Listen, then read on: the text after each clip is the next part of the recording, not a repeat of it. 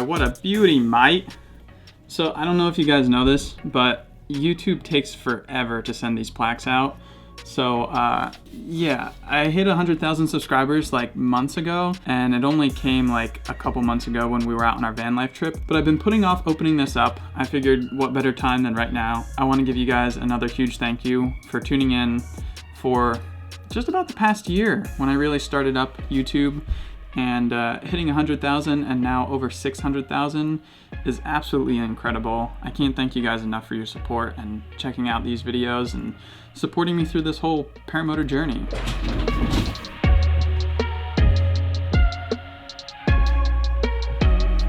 Beautiful. So in other news, the real purpose of this video here is I'm starting a new series, and the series is basically going to be called the Safety Series. And I'm hoping to do it like once weekly. Can't guarantee it because we've got some trips going on soon, but I'm going to try my best to get one out every week, each on a different topic, discussing different safety matters. And I think this is kind of an important thing because I'm starting to notice more and more as the sport grows, it seems like, unfortunately, there's more and more accidents, incidents, and even fatalities. I want to take the time to just kind of address some simple things because a lot of times in my videos, you see everything going right. And when things don't go right, I generally do show it also. Like every so often I put in a failed launch, a biffed landing, things like that. But overall, things tend to go right. And I know people watch the videos a lot of times and they see that everything just looks easy. For the most part it is, but there's a lot going on kind of behind the scenes. So I want to make some like really focused videos just on like safety. So my intent with this series is to not teach you everything you need to know to be safe. My real intent is to just kind of bring it up in a discussion and bring awareness to each individual topic. I'm not an expert in this sport at all. I'm coming up on 5 years now flying, especially on each of these individual topics I'm going to cover. I'm definitely not an expert on them. For example, I've never thrown a reserve. I've never landed in the water. I've never had a prop strike on my body. It's hard for me to give advice on them when I haven't actually done them, but I just want to share my knowledge and opinions with you guys to kind of bring awareness to each of these topics. With that, today's topic is going to be water landings. Water and paramotors do not mix. Let's just make that clear. Think about it. You're strapped into your paramotor. You've got normally 5 points that you have to unbuckle, 4 to 5. And also you've got this, 70-pound motor on your back that eventually won't float. Now add on to that, your wing is attached to you. There's hundreds of lines that have really high braking strength that can, go into the water right in front of you, capture your arms and legs, make it impossible for you to swim. And add on to that, you also have this big piece of fabric that can potentially fall on top of you and start to suffocate you. It's personally one of the things I'm most afraid of in this sport, partially because I'm not really good in the water. Some of my friends know I don't really do the swimming thing that much. But yeah, I'm honestly terrified of going into the water on my paramotor. All right, so let's get into it.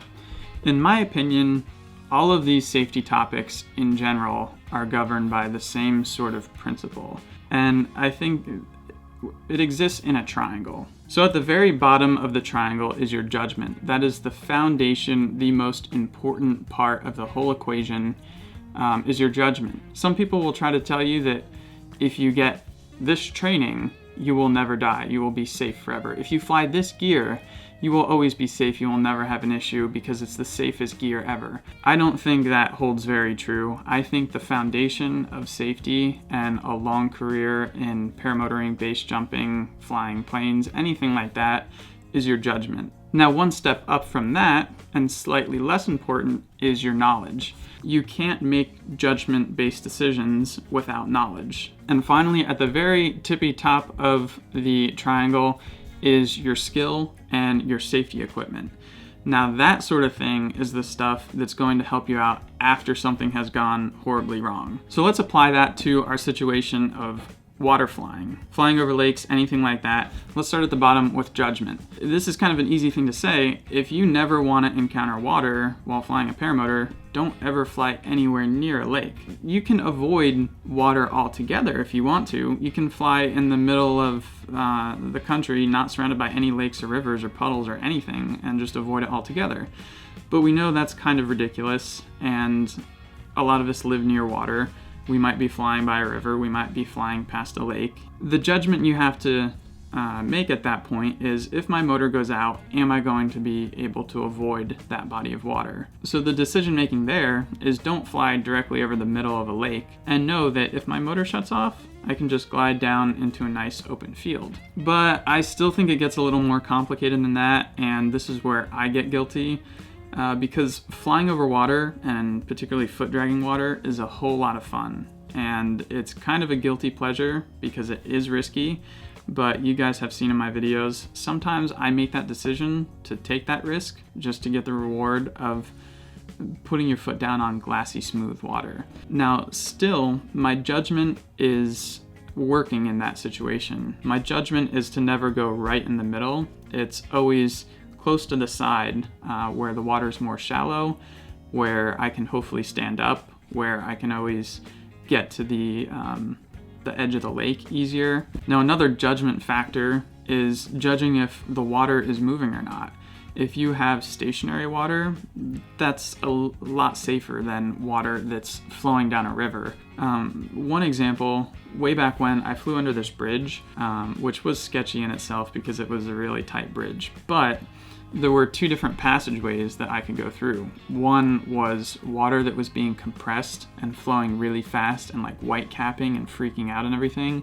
And the other was a lot more mellow, and I had some sticks that I had to go over and kind of dip down. It was a little more technical, but if I had a motor out in that instant, I would have avoided the other potential situation of being swept away and making things a lot more complicated for myself in that treacherous white capping water. Still not the safest thing ever, I admit it. It was one of those things that I would only do once, just to kind of satisfy my curiosity and take that risk and be young and dumb just once, and do it as safely as I can, but still, I admit, it's not the safest thing I've ever done. So one tier up, we go up to knowledge, and for this one, I don't know, I think it's a little bit harder to classify for this particular situation of water landings that we're talking about.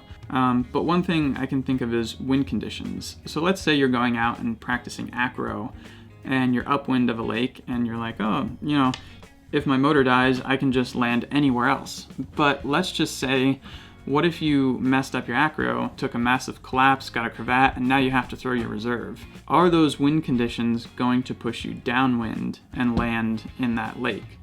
That would be the knowledge that I would look into before flight, knowing like the winds aloft and observing my surroundings, taking in all that information.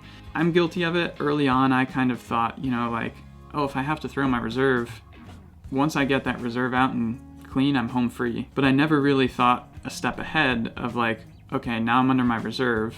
In my case, it's a non-steerable reserve. Where am I gonna land? Thinking about that in context of obstacles like a lake downwind, and having that knowledge to avoid getting into that chain of events that would put you in the water, I think is really important. Another thing that I'm also guilty of for like the first couple years of flying, the knowledge of, I guess, how you set up your gear. I had a reserve mounted on my lap, and the way I routed my bridle was it had a Y bridle, and one went up to this carabiner, one went up to the other carabiner.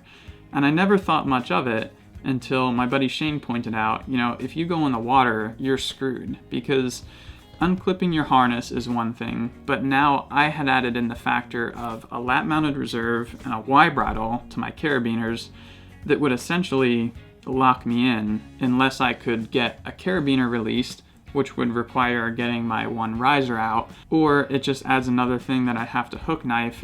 Really not a good idea. So with that knowledge that my buddy passed on to me, I rerouted my Y bridle. I got a longer one so that it started on one side, came up through the Scout's little channel thing, over my shoulder, one to one shoulder and one to the other. That way, if I had to, I could do my 4 clips push out and hopefully get out of the way of my harness. All right, last thing I want to talk about for knowledge. If you guys have never heard of the Ppg Bible, it's written by Jeff Goen. He's like a legend in the sport. This is the handbook of paramotoring. And I've got the links in the description for the Amazon. If you guys check it out and pick one up, I get like a couple cents per copy. So, check it out. But yeah, this book is great if you're looking to get into the sport, or even if you're just kind of pondering it. Maybe it's just a life goal and you're curious, you want to learn more. Check this book out for sure. If you check out page 206 here, there's actually a write-up on my Icarus journey. Shout out to Jeff Goen for incorporating that in here. So page 192 of this book talks about landing in the water, aka ditching. This is kind of going back to the whole judgment call of, have you given yourself time to actually like unclip and think about, I'm gonna hit the water, what can I do to make it better? So basically this details a few steps. If you're high enough and you know you're not gonna make it back to the shore. Step number 1, they talk about undoing your leg straps, chest strap, any straps. They talk about don't jump, and the idea behind that is that it's very easy to misjudge how high you are. I guess that's kind of person to person basis. If you know how high you are, then make the judgment that maybe you could jump and just bail, but there's an inherent risk with that. Number 3, they talk about lightening up, dumping any gear that you don't want to have on your body when you hit the water. Radios, cameras, shoes potentially, so that you can swim better. That's a really good idea. 4, grab your hook knife if you have one. Hello? What's up? Canceled. That's not good. All right, well, I'm filming a video right now. I'm burning battery. You're on camera, say hi. Hi. Talk to you later. So yeah, where were we? Number 4, grab and extract your hook knife if you've got one. We'll talk about that right after this in the safety gear part. Then it talks about, as you approach the water, don't flare unless you're absolutely certain of your position relative to the water, because it can be really hard to judge if it's like glassy water and you have no reference to the coast. Now here's an interesting part. It kind of details making a decision between landing downwind or landing with the wind. Now the idea is to try to make your wing not fall on you. Get those lines and the wing and fabric as far away from your body as you can. So in one situation, you can land downwind and barely flare at all and touch the water and just put your hands up and let that wing crash in front of you. Now the advantage with that is the wing's going to be laid out, lines tensioned, the cell openings are going to hit the water, and the wing will stay kind of inflated and on top of the water for a while. Now, if you land in the ocean, I've heard stories of people trying to get their wings out of the ocean where there's waves crashing, and that wing turns into a gigantic anchor, and it fills up with water eventually, and it'll just pull you around with no mercy. But yeah, in that situation, it would give you the most time before your wing starts to fill with water and sink. The other situation is if you land into the wind, then you can like flare all the way down as long as you can time it properly, and the idea is to hold your brakes down all the way and make that wing collapse and fall behind you.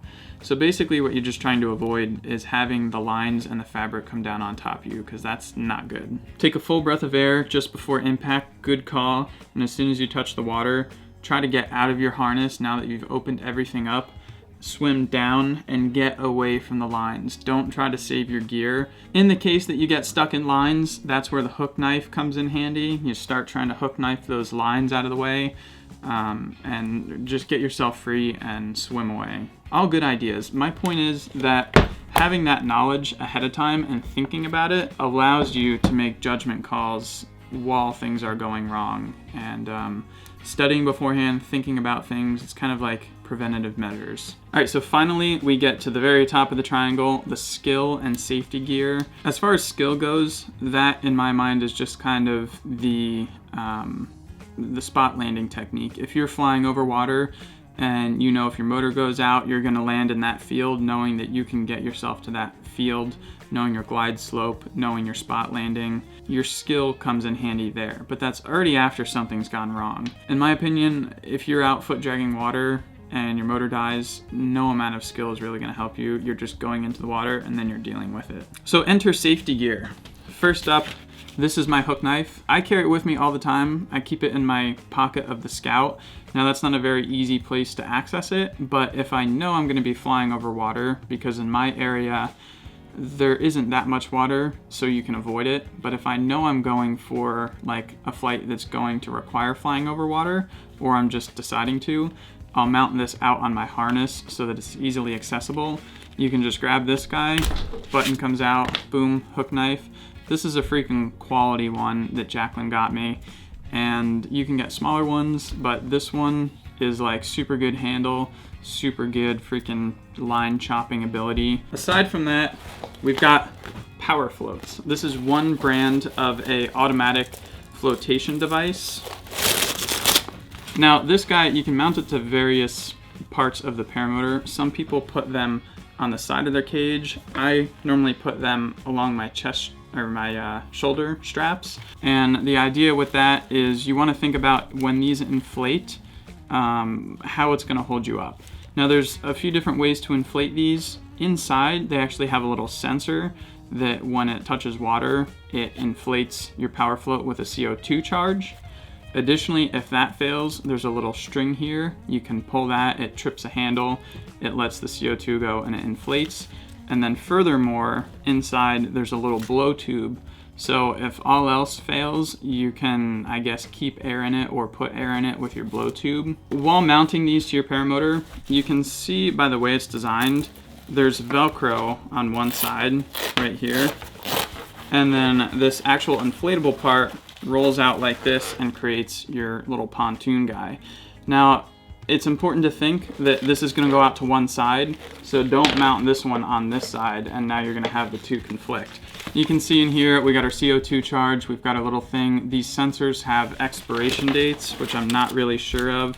Be sure to keep up with like when they expire and putting new CO2 in it. The big thing that I've come across with these power floats, they're great safety devices. If you're gonna fly over water, put them on. They can be lifesavers, but they're not guaranteed to work. You can't trust 100% that that safety device is gonna make up for your stupid decision making when you end up crashing into the waves. They're not certified to any means that I'm aware of. They're very, very likely to work as long as they're maintained properly, but I would not trust my life to it. In addition to that, if this gets punctured because it's just chilling on your paramotor for all your flights that you don't use it, if it gets punctured, it's going to lose air, and I have seen people that that's happened to. One common thing is if it's on your shoulder and you're pull starting across your shoulder and the line creates a friction burn on the power float, now you've got a hole in one of your power floats and you've only got one, and now it's keeping you up on your side and you're freaking out in the water. So my point is, don't rely 100% on that. Just like don't rely 100% on your hook knife. Your hook knife is only as good as it is. If you pull it out and you drop it, no more hook knife. Another thing, if you guys remember back last summer, the Paradigm Aerobatic team, we were all out doing a demo for Evansville Shriner Fest. And basically it required us to take off on the side of a river, a really big river, very slow moving river. And 100% of our flight was gonna be over the river. And we didn't really have the option to say we're gonna stay high enough to make it to the shore because we were doing aerobatics, we were doing stack formations.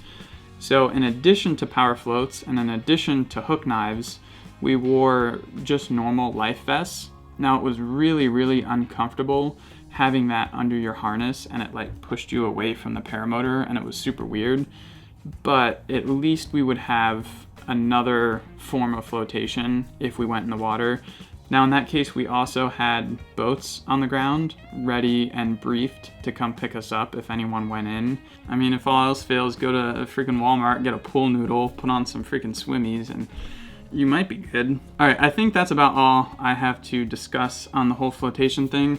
Like I said in the beginning, this is all opinion stuff. If I said something wrong, be sure, comment down below, correct me if I said something horribly wrong. My whole goal is just to bring awareness to these things. So do your own research, go out, Google this stuff, think about it yourself, what you would do if you were in the situation of crashing into the water, and make those right decisions, because like I truly believe, decision making is the foundation of all your safety in paramotor flying.